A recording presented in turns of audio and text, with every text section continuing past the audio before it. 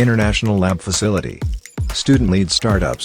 Great academic exposure. KL, deemed to be university. సోదరుడు పరిటాల రవి దివికేకి 20 సంవత్సరాలు దాటింది. ఈనాటి ముఖ్యమంత్రి హత్యా రాజకీయాల్లో ఆరితేరిన వ్యక్తి కుట్ర వల్ల పరిటాల రవి అసూలు బాశాడు, దుర్మార్గం పాలయ్యాడు. కేసుల నుంచి తప్పించుకోవటం సహజంగా మారిపోయింది జగన్మోహన్ రెడ్డి. కోడికత్తి కేసులో శ్రీనివాస్కు వాంగ్మూలం ఇవ్వకుండా జైలు పాలు చేసిన దుర్మార్గుడు ఈ ముఖ్యమంత్రి. సొంత బాబాయిని హత్యని సహజమానంగా చిత్రించడం కోసం ప్రయత్నం చేసి ఇవాళ కుట్ర వెలుగులోకి వచ్చాక దాన్ని తప్పించుకోవడం కోసం ఏ విధంగా కేసును మాఫీ చేయడం కోసం పోలీసు యంత్రాంగాన్ని దుర్వినియోగం చేస్తున్నాడో మనం చూస్తూ ఉన్నాం. ఇలాంటి రాక్షస ప్రవృత్తిగల ముఖ్యమంత్రి సారథ్యంలో ఈ రాష్ట్రం చిన్నాభిన్నమైపోతూ ఉంది. దీన్ని అందరూ ఖండించాల్సిన అవసరం ఉంది. రాక్షస పాలన, ప్రభుత్వ వ్యతిరేకతను తట్టుకోవడం కోసం పోలీసు యంత్రాంగాన్ని దుర్వినియోగం చేస్తున్న ఈ ముఖ్యమంత్రి గుణపాఠం చెప్పాల్సిన సమయం ఆసన్నమైంది. మరొకసారి పరిటాల రావు గారి 20వ వర్ధంతికి ఘనంగా నివాళులర్పిస్తూ ఉన్నాం. ఎందరో యువకుల్ని త్యాగం ఫలితంగా తెలుగుదేశం పార్టీ ముందుకు సాగుతుంది. ఎంతోమంది అసూలు బాశారు, అయినా కూడా పార్టీ కోసం ప్రాణం పెట్టే కార్యకర్తలకు రక్షణగా తెలుగుదేశం పార్టీ ఉంటుందని సవినయంగా మనవి చేస్తున్నాం. ఇవాళ ముఖ్యమంత్రి గారు రాజ్యసభకి 3 సీట్లు ఖాళీ అయిన గెలిపించుకోవాలన్న తాపత్రయంలో ఉన్నారు. ఇప్పటికే వందలాది మంది వైఎస్ఆర్ పార్టీ నాయకుడికి దూరం అయిపోతూ ఉన్నారు. వాళ్ళంతా పిలుస్తున్నారు, రాజ్యసభలో మీ అభ్యర్థిని పెట్టండి, మేము గెలిపిస్తాం. ఈ దుర్మార్గ ముఖ్యమంత్రి ఆలోచన విధానానికి భిన్నంగా మేము వ్యవహరిస్తాం, తెలుగుదేశం పార్టీ అభ్యర్థిని గెలిపిస్తాం, మీరు అభ్యర్థిని పెట్టండి అనే పరిస్థితిలో ఉందంటే అర్థం చేసుకోవచ్చు. ఇప్పటికే 50 మంది దాకా ఎమ్మెల్యేలు మాకు టచ్లో ఉన్నారు. మేము గెలిపిస్తాం, మీరు పెట్టండి అనే పరిస్థితి ఉందంటే అర్థం చేసుకోవచ్చు. ఇవాళ గంటా శ్రీనివాసరావు గారు ఒక రాజీనామాను ఆమోదించినంత మాత్రాన పోయేదేమీ లేదు. మేము అడుగుతా ఉన్నాం, ఎప్పుడో 21లో రాజీనామా చేస్తే ఇప్పుడు దాకా ఈ స్పీకర్ గారు, ఈ సెక్రటరీ గారు, ముఖ్యమంత్రి గారు గాడిదలు కాశారా అని అడుగుతా ఉన్నాం.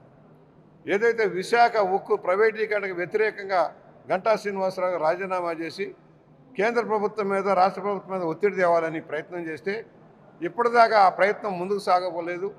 కనీసం ఆయన ఉక్కును ప్రైవేటీకరించవద్దని చెప్పలేదు.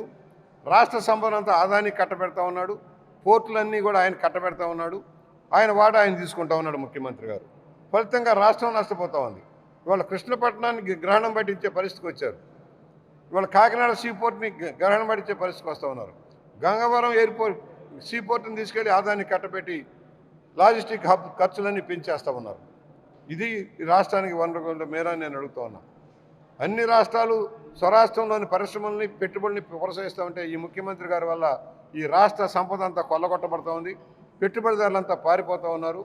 ఇవాళ ఒకటే మేము కోరుతున్నాం, నీకు చేత కాదు అసమర్థుడివి. అధికారంలోకి వస్తే 25 ఎంపీలు ఇస్తే నేను సాధిస్తానన్నావు, ప్రత్యేక హోదా సాధిస్తాను, ఒక్క నోరు మెదపల. పోలవరానికి పూర్తి నిధులు సాధించడం వైఫల్యం చెందావు. నీ వైఫల్యం కారణంగా రాష్ట్రం నష్టపోతూ ఉంది. రాష్ట్ర యువత భవిష్యత్తు అంధకారంగా మారిపోతూ ఉంది. అరాచకం, ఆటవిక విధానం, రోజు ఎక్కడ చూసిన హత్యలు, మానభంగాలు, ఆత్మహత్యలు. ఇదా ఈ రాష్ట్రంలో? మేల్కోవాలి, యువత మేల్కోవాలి, మహిళ మేల్కోవాలి. రాష్ట్రాన్ని మనం కాపాడుకుందాం.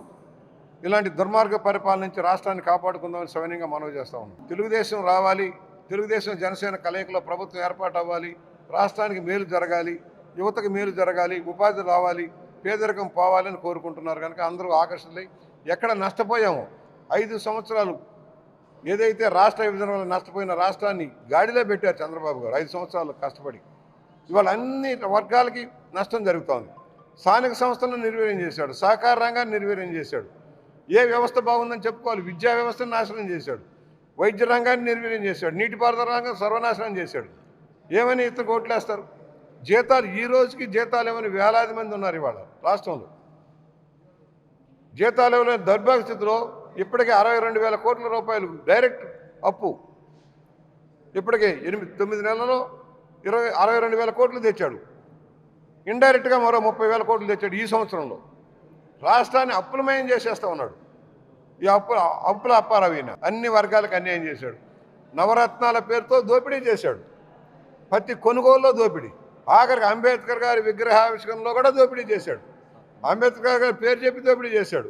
స్థానిక సంస్థలు నిర్వీర్యం చేశాడు. స్థానిక సంస్థల హక్కులన్నీ హరించాడు, పప్పెట్లాగా మార్చాడు. సర్పంచుల్ని, జడ్పీటీసీని, ఎంపీటీసీని చేతగాని దద్దమ్మల్లాగా మార్చేసి వాళ్ళందరినీ నిర్వీర్యం చేశాడు. పంచాయతీరాజ్ నిర్వీర్యమైపోయింది, స్థానిక సంస్థలు నిర్వీర్యమైపోయినాయి. సహకార రంగంలో నామినేషన్ చేసి వాళ్ళ మనుషులు దోచేస్తూ ఉన్నారు సొసైటీలన్నింటినీ కూడా.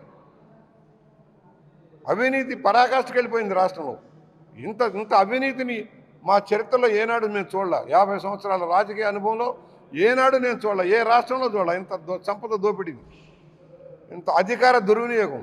రాజ్యాంగం వీళ్ళ హక్కు, మా సొంతం, మా ఎస్టేటు. రాజ్యాంగ హక్కులు కాపాడరు, రాజ్యాంగం కల్పించిన భావస్వేచ్ఛ లేదు, నివసించే హక్కు లేదు.